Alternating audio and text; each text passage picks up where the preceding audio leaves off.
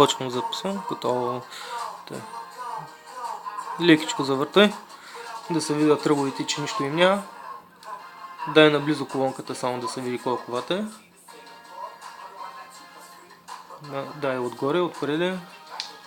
Отвори това.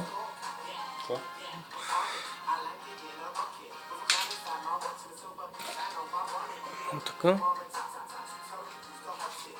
Така. Затваряй.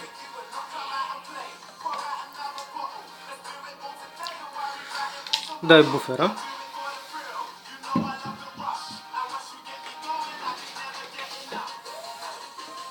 Завъртвай го. Ръбчетата те да се видят.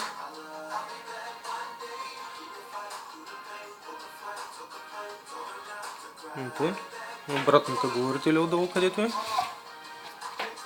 Така. Това е прах, нали? Да. Това, което виждате е прах, такова. И сега ще ги изчистим. Отзаде.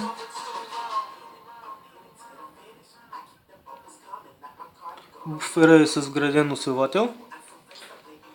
Активен сабвуфер се води.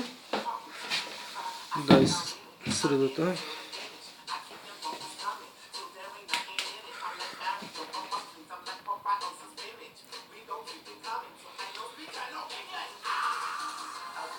Отвори я.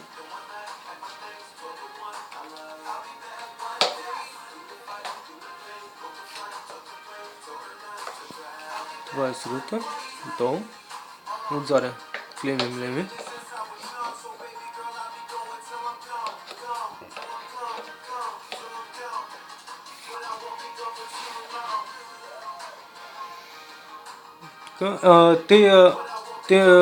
Така, съм ги сложил нарочно тези клемички, да могат да се зафащат за стената, но никакъв демидж не направим по кутията, просто да се зафанат за стената, ако няма къде да се сложат, ще мисля да ги оставя.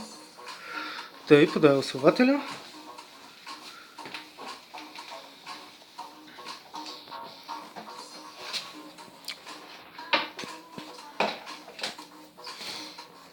Така.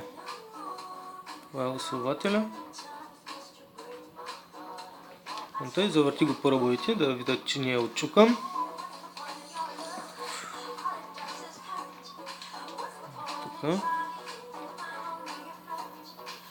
Така.